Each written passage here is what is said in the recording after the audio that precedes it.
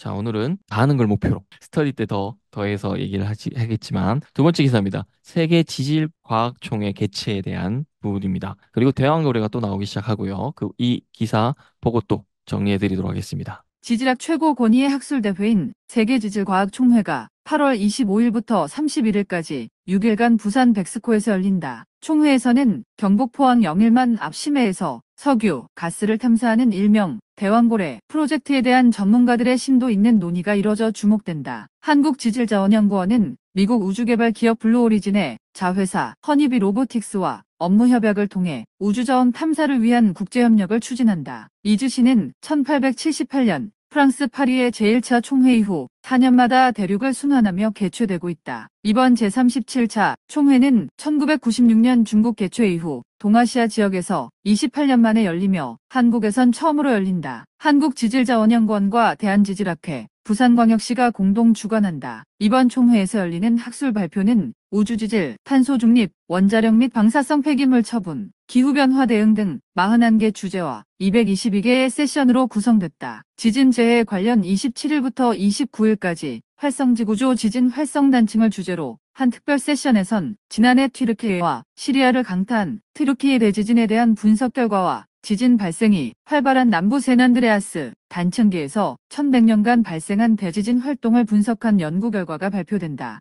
6월 초 정부가 승인한 동해 심해 가스전 개발 사업과 관련한 동해 울릉봉지 심해 탐사 특별 심포지엄도 개최된다. 대왕고래 프로젝트에 대한 전문가들의 심도 있는 논의가 이어질 예정이다. 한국지질자원연구원 허니비로보틱스와의 업무 협약 외에도 이번 총회에서 카자흐스탄 광물자원 탐사 회사인 카장무스 발러와 업무 협약을 체결해 국외 핵심 광물 자원 개발 협력을 도모한다. 지질학 최고 권위의 학술대회 세계 지질과학총회가 25일 어제 개막해서 31일까지 부산 백스코에서 열립니다. 그래서 학술 대주제를 살펴보면 26일에 지구 환경의 날에 대한 대주제로 이야기를 나누고요. 오늘이었죠. 그리고 27일 원자력 안전과 미래 에너지 관련해서 주제로 얘기를 합니다. 내일. 그리고 28일 우주와 행성과학의 날 주제로 얘기를 나눕니다. 그리고 29일 한국 지질의 날 관련된 주제로 이야기를 나눕니다. 저는 이걸 보자마자 돈 되는 것들이 쏙쏙쏙 들어오고 있습니다. 여러분들한테 그래서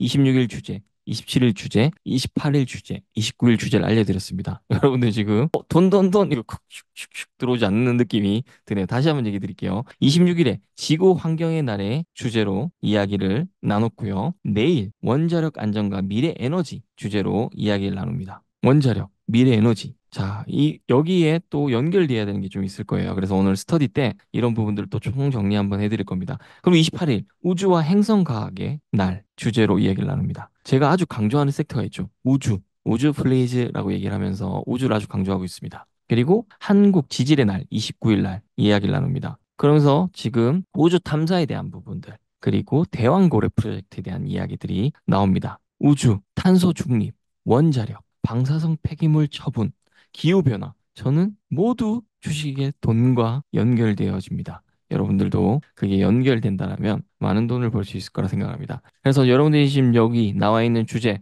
그리고 지금 대왕고래 섹터들이 다시 또 움직이기 시작합니다. 그러면 살펴봐야 할 섹터들이 있겠죠. 첫 번째로 광관입니다. 광관. 이게 좀 설명하기 여러분이 좀 어려울 텐데 관련된 종목만 보여드리도록 하겠습니다. 아이고, 나왔네요. 휘스틸입니다. 오늘 2.74% 상승을 했습니다. 배관용 관관이나 뭐 전선관 이런 등을 제소하는 업체입니다. 그 다음에 아마 한 번씩 들어보셨을 겁니다. 뉴스캔을 들으신 분들은 넥스틸 대표적인 거 조금만 먹어갈게요. 세아, 제강 이런 업체들이 관관 관련된 섹터의 업체들입니다. 그리고 또 살펴봐야 될 게 피팅 밸브라고 들어보셨죠? 오늘도 피팅 밸브 관련된 기업들이 상승을 했었는데요. 대표적인 거 몇 개를 본다면 한선 엔지니어링 오늘 8.16% 상승을 했네요. 오늘 1개월, 3개월, 일주 수익률은 뒤에 스터디 때 할 겁니다. 화성 밸브. 자, 이렇게 보시면 관심 좀 가시나요, 여러분들? 5,060원 한 주가가 15,420원까지 갔다가 조금 빠진 상태네요. 약 3배 정도 상승을 했습니다. 여러분 관심이 좀 가시나요? 다음은 조강 ILI. 지금 거래 정지 중이네요. 다음 또 살펴봐야 할 섹터가 있겠죠. 뭘 살펴보면 좋을까요? 우주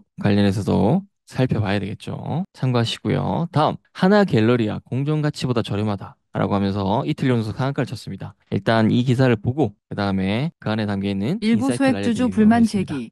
공정가치 0.37배에 불과 장부상 가치를 크게 하회. 공개매수 소식에 주가가 급등한 한화갤러리아의 공개매수 가격이 공정가치 대비 지나치게 저렴하다는 주장이 나온다. 26일 금융투자업계에 따르면 일부 소액주주들은 한화갤러리아의 공개매수 가격이 공정가치를 고려할 때 지나치게 저렴한 수준이라고 불만을 제기하고 있다. 앞서 김동선 한화갤러리아 미래비전 총괄은 보통주 3,400만 주를 주당 1,600원에 공개 매수하겠다고 공시했다. 이후 한화갤러리아 주가는 23일 15.96% 급등했다. 주가 상승에도 불구하고 일각에선 경영진이 공정가치 대비 저렴하게 지분을 대거 매입하는 기회로 공개 매수를 활용하고 있다고 주장한다. 한화갤러리아의 올해 1분기 기준 주당 순자산 가치는 4,231원이다. 공개 매수 가격을 BPS로 나누면 주가 순자산 비율은 0.37배에 불과하다. 상장사의 장부상 가치를 뜻하는 PBR은 한 배다. 사실상 현재 주가 수준은 한화갤러리아가 보유한 자산 가치의 3분의 1 수준에 불과한 헐값긴 셈이다. PBR 한 배에 훨씬 못 미치는 가격에 공개 매수를 함으로써 경영진이 싼 값에 지분을 대거 사들이는 것 아니냐는 지적이 나오는 이유다. 소액주주들은 그동안 한화갤러리아의 주가 부양을 위한 노력이 부족했다고 주장한다. 이에 대해 한화갤러리아 측은 공개 매수 가격은 직전 3개월 평균 주가 대비 30.08% 높은 수치라며 데이터에 근거해 높은 할증률을 제시했다고 밝혔다. 통상적으로 30%대 할증률을 기록하면 공개 매수에 성공할 가능성이 커진다. 한화갤러리아 주가는 실적 악화로 상장 후 꾸준히 내림세를 보였다. 올해 상반기 한화갤러리아의 연결 기준 영업이익은 29억 원으로 전년 동기 대비 48% 줄었다. 수년금 유입을 뜻하는 영업활동 현금 흐름은 무려 97% 급감했다. 살펴봐야 될 부분은 하나그룹 3남인 김동선 부사장이 주식 공개 매수 소식이 전해지면서 이 거래일 연속으로 상한가를 쳤습니다. 여러분이 살펴봐야 될 거는 제가 강조하는 게 있죠. 저 PBR 관련해서 살펴보면 좋은 얘기 하나 드리고 있고, 그 다음에 주주 친화 정책에 대한 얘기들을 자주 드리고 있습니다. 자, 하나그룹입니다. 그러면 저 PBR 0.37이라면 투자 포인트가 되었어야 될 것이고요. 그 다음 우선주와 보통주에 대한 것들을 얘기를 좀 드려봐야 될 것 같은데, 주식은 보통주 그리고 우선주는 아닙니다. 그래서 우리가 보통 거래하고 우리가 흔히 거래하고 있는 주식의 대부분은 보통주입니다. 그래서 여러분들이 보시면 우선주는 아까 코어롱 글로벌도 보셨지만 코어롱 글로벌 뒤에 우가 붙습니다. 여러분이 잘 아시는 이걸로 보여드리면 훨씬 편할 것 같은데, 삼성전자가 있죠. 이게 보통주고요. 보시면 76,100원입니다. 그리고 삼성전자 우선주가 있습니다. 삼성전자 우선주는 61,600원이네요. 그래서 보통주와 우선주 안에 계리 유리라는 게 존재를 하는데, 오늘 그 얘기를 드리려면 시간이 많이 걸리니까 이 부분은 제가 향후에 뭐 공개 강의를 하든 한번 특강을 하든 해드리도록 하겠습니다. 그래서 보통 우선주는 보통주의 우선한 주시다라고 생각하면 돼요. 쉽게. 그래서 우선주 같은 경우는 배당이나 자녀 재산 분배에 있어서 우선권을 가진 주식인데, 이 부분은 그냥 기억 안 하셔도 돼요. 쉽게 생각하면 우선주 같은 경우는 의결권이 없어요. 대신에 의결권이 없는 대신에 배당을 더 많이 줍니다. 그런 메리트는 있어야 되겠죠. 그래서 쉽게 여러분들이 보통주와 우선주 차이는, 보통주는 의결권이 있습니다. 근데 우선주는 의결권이 없습니다. 의결권이 없는 대신에 배당을 더 많이 줍니다. 그리고 왜 우선주가 더 많이 오르느냐? 우리는 그 규모의 차이를 알아야 됩니다. 뭐냐면 우선주 같은 경우는 보통주보다 시가총액이 매우 작고 발행 주식수도 적습니다. 무슨 말이냐면 제가 이걸 반반으로 해서 보여드릴게요. 자, 삼성전자 볼게요. 삼성전자 시가총액이 454조입니다. 그리고 삼성전자 우선주 같은 경우는 50조입니다. 대충 그냥 10분의 1이라고 할게요. 당연히 시가총액도 매우 작고 발행 주식수가 적습니다. 그러면 쉽게 이렇게 생각해 볼 필요가 있어요.